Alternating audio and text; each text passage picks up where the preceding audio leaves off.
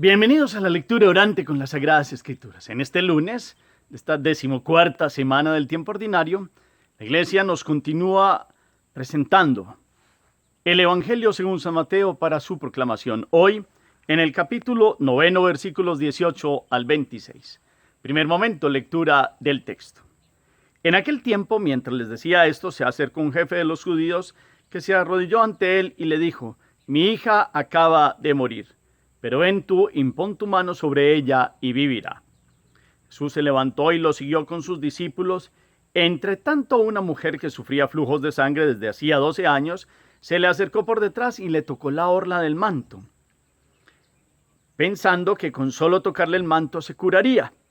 Jesús se volvió y al verla le dijo: «Ánimo, hija, tu fe te ha salvado». Y en aquel momento quedó curada la mujer. Jesús llegó a casa de aquel jefe y al ver los flautistas y el alboroto de la gente, dijo: «Retírense, la niña no está muerta, está dormida». Se reían de él. Cuando echaron a la gente, entró él, cogió a la niña de la mano y ella se levantó. La noticia se divulgó por toda aquella comarca. Palabra del Señor. Gloria a ti, Señor Jesús. Pidamos hoy la fuerza del Espíritu Santo. Digamos juntos: ven, Espíritu Santo, llena los corazones de tus fieles y enciende en ellos el fuego de tu amor. Envía tu Espíritu y todo será creado y renovarás la faz de la tierra. Espíritu Santo, ilumínanos, santifícanos, llénanos de la vida de Jesús, de su resurrección y su gracia. Amén.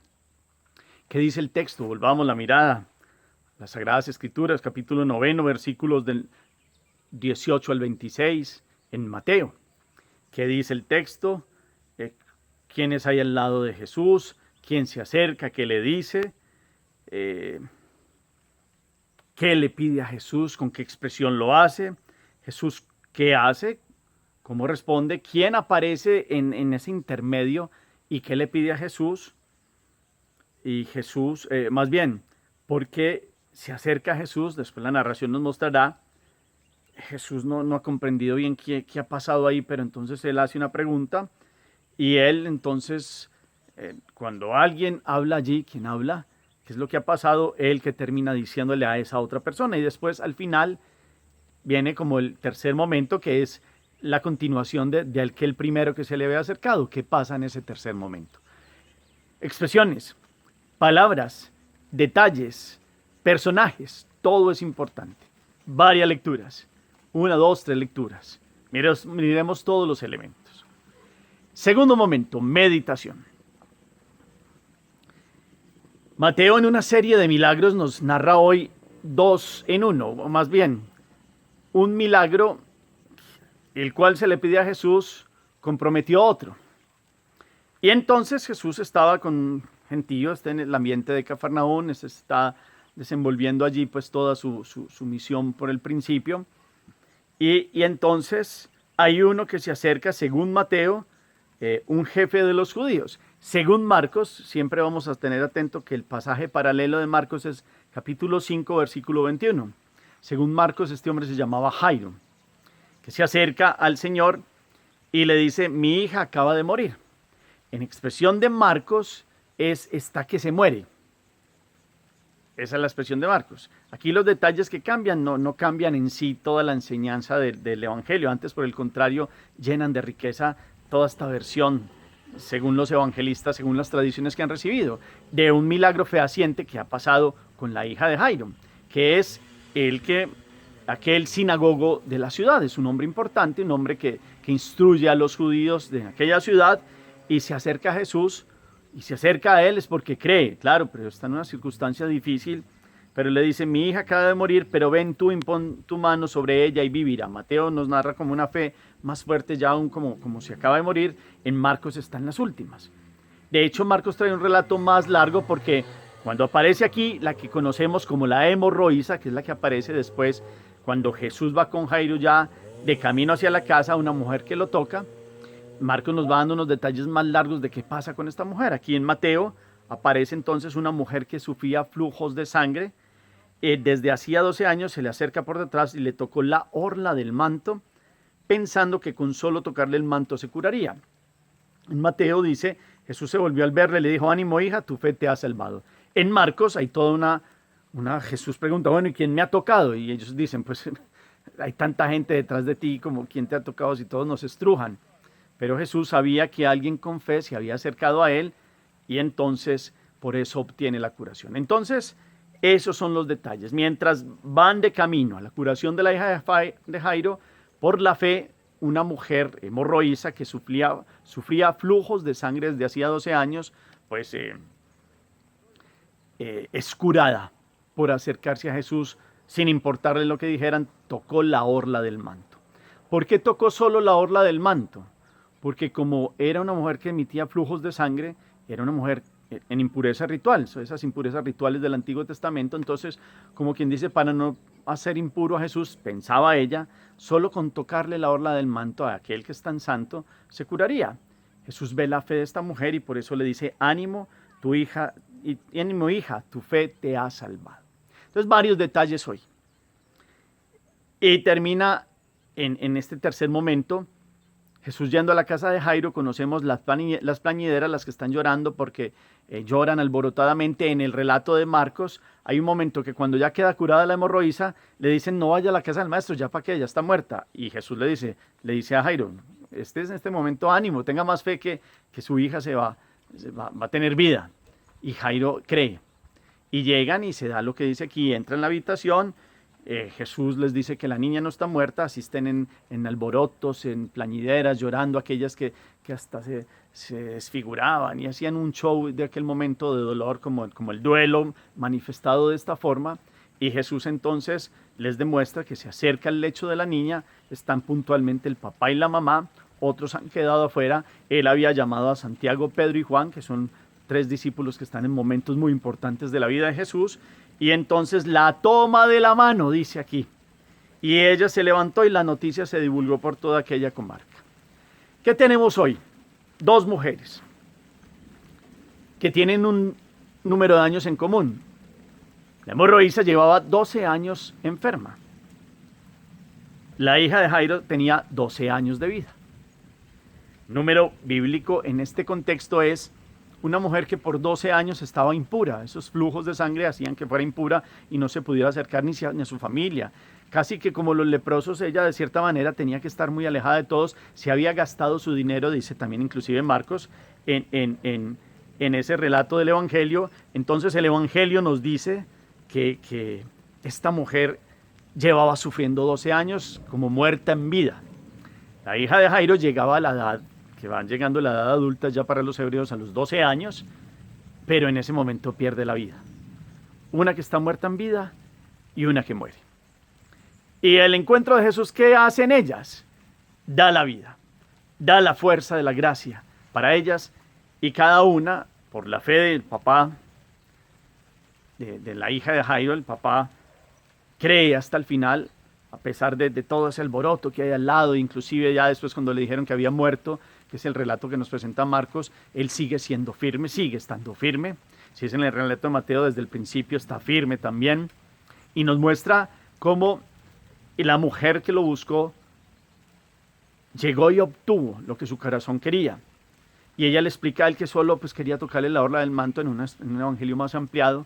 Por eso, porque ella era impura, no quería serlo impuro, pero ella creía que con solo tocarlo, porque un leproso le había comentado a ella cómo había obtenido la salvación de Jesús, porque Jesús no hacía esas discriminaciones. Y ella tuvo la valentía y el Señor Jesús entonces en ese momento se alegró y quedó a la vista de todos que Él viene a rescatar a aquellos que están muertos. Una que estaba muerta en vida y otra que acababa de morir, pero que dice claramente que no está muerta, sino que está como dormida. Es un anticipo inclusive de Él, que es el Hijo de Dios, que es dueño de la vida y puede recuperarla. Como dice en Juan capítulo 10, Él da la vida, no ha venido a guardarla, sino a darla, pero la puede recuperar. Él es la vida, Él es el dueño de la vida y aparece hoy dando vida a 2 mujeres en un contexto entonces judío de todas estas circunstancias de dolor. De la mujer que en Israel era discriminada, de la mujer que en Israel sufría porque no tenía las mismas capacidades o derechos que el hombre en muchas circunstancias, en el matrimonio, en distintos lugares de poder, entrar a lugares más centrales del culto público, llamémoslo así, en el templo, de la prioridad de ciertas cosas que solo el varón tenía el derecho en su hogar. Pues hoy Jesús viene a rescatar la mujer. Si hay alguien feminista en el buen sentido de la palabra, es Jesús. Y muestra cómo la hija de Jairo le da fuerza para seguir viviendo. La hemorroísa estaba muerta en vida, se había gastado todo, había estado casi que discriminada 12 años, y Jesús, por un movimiento de la fe de ella, demuestra cómo Dios viene a levantar a aquel que cree y espera en Él, y no defrauda ante los anhelos del corazón. Estas dos mujeres hoy son ejemplo para mirar esta alegría de Jesús que viene a darles vida. Y no solo a las mujeres, a todo aquel que crea, que es una de las condiciones de la fe para poder recibir un milagro de Dios. Entonces, aquí hay una muestra de esta presencia de Jesús. Jesús es un Dios de vida. Ese podríamos ser el título de hoy de esta meditación. Para aquellos que van muertos en la vida, si alguien los lleva a Jesús, si ellos se atreven a ir a Jesús, si se atreven a tocarle solo la orla del manto, es decir, acercarse con una oración, reconocerlo presente en la Eucaristía, reconocerlo en otros que con su vida han mostrado que vale la pena creer, créanme que empieza el comienzo de una vida verdadera y una vida nueva en Jesús, y se deja atrás toda la muerte. Jesús se hizo hombre para sacarnos de la muerte. Jesús se hizo hombre para acercarse a las realidades más difíciles del ser humano, que dentro de los mismos seres humanos, los judíos hacían ciertas discriminaciones y las purificaciones porque quedaban impuros, y otros. Jesús no tuvo miedo porque es Dios que se abaja a recuperar a sus hijos. Aquí entonces, este Dios que viene a una mujer de 12 años, a una mujer que sufre 12 años, la rescata de la fosa y les da pues toda la fuerza y la gracia. Qué bueno hoy tener esta palabra, cómo estas dos mujeres encuentran su esperanza en Jesús. La palabra es tan bonita, cotidianamente tomada en este sentido, que si ustedes y yo vamos como muertos en vida, la palabra es acercarnos con fe, tocarle siquiera el borde del manto, es: Señor, mira, yo creo, me he hecho indigno por esto y esto y esto, tal vez como la hemorroísa, pero yo creo que con una palabra tuya, con tu fuerza y con tu gracia, recupero la vida y salgo de aquella postración. Ese número 12, como viene a ser, así como los 12 tribus de Israel y los 12 apóstoles vienen a ser como un número de elegidos, pues aquí un sufrimiento de una mujer de 12 años y una niña que ya alcanzaba como la edad más madura, en aquellos años vienen a ser elegidas también para mostrar la vida de Dios. Y ustedes y yo hoy nos sintamos elegidos, pero porque nos acercamos con fe. Este tema, esta temática de fondo es un tema de la fe, este evangelio de hoy. El padre creyó, esperó en Jesús, a pesar de todo. Es más, otro hubiera dicho: venga, pero es que si yo le dije vamos pues a curar a mi niña, esta señora se atravesó aquí, y venga, vamos más rápido. Y él siguió esperando y siguió confiando. Y llegó a la casa, y a pesar del alboroto, y Jesús tuvo que hablar claro, pues que estaba dormida. Y entonces vemos cómo supo esperar. La otra mujer esperó 12 años, hasta que Dios pasó por su camino. Ella, más que pasar por su camino, ella se quiso encontrarse con Dios. Y ya cuando lo vio por el camino, se atrevió a acercársele en ese murmullo, esa cantidad de personas, y obtiene su corazón. Y otro dato es que Jesús a esta mujer le dijo: ánimo, hija, tu fe te ha salvado. Y a la niña la toma de la mano. Que ustedes y yo hoy, con circunstancias que nos dan muerte en el corazón, y sobre todo por pecado, cosas o muchas cosas de la vida que puedan darnos como el sinsentido de la vida, sintámonos que Jesús nos toma de la mano. Es más, nosotros vamos a buscar, digámosle, que nos coja de su mano, como a la niña. Y como la niña podamos sentir hoy que Jesús nos dice que nos levantemos. Ese resurrexit, como lo ha explicado el padre Rubén, es estar de pie. Jesús es el Cordero degollado en el Apocalipsis que está de pie, ha vencido la muerte. Hoy Jesús vence las muertes que tengamos en el corazón. Dios sigue resucitando. Su resurrección, pasión, muerte y resurrección ha dado la capacidad al ser humano de tener vida. Es el Dios de la vida, ese es el sentido de hoy. Pero para aquel que tiene fe, para aquella mujer, hombre, y sobre todo mujeres hoy, que en circunstancias también como de dificultades, de maltratos, de incomprensiones, hoy las invito también a ustedes, mujeres, a sentirse muy amadas por Dios y a dejarse tomar de la mano. Y nosotros los hombres tercos también, muy llevados de nuestro parecer, pues abajémonos y dejémonos tomar de la mano y que Él nos ponga de pie y nos levantemos. Y como en Marcos termina diciendo, denles de comer. Y vienen las funciones de la vida y retornamos a la vida con la fuerza de Jesús. Hagamos oración. Bendito sea, Señor, hoy por tu presencia y por esta palabra de vida. Que en aquellas dos mujeres nos muestras que has venido a rescatar y a dar vida donde hay muerte. En la hija de Jairo, que llegaba a su edad adulta, después de haber pasado por su niñez, ha llegado un momento donde pareciera que se acababa su vida y tú apareces y en solo un momento de estar dormida la restituyes a la vida. Una mujer que su vida se le estaba acabando 12 años con una incertidumbre y un dolor de una impureza por un flujo, vienes a sacarla de aquella muerte. Hoy nosotros te presentamos nuestra vida y tantas muertes, y situaciones y actitudes que han venido matando nuestra alma. Hoy te damos la mano, Señor, tómanos de la mano y levántanos para tener vida en tu nombre. Amén. En el cuarto momento, para la acción, podemos ir respondiendo unas preguntas y cómo vamos a dar respuesta con ello a poner en la vida este evangelio. Entonces, ¿en qué forma concreta manifiesto que el contacto diario con Jesús me da vida? ¿Cómo comparto con los otros esa vida que Jesús me da? Estas dos mujeres tienen puntos en común. Volvamos ahí, según lo que hemos escuchado hoy, cuáles son esos puntos en común, cuáles son las semejanzas.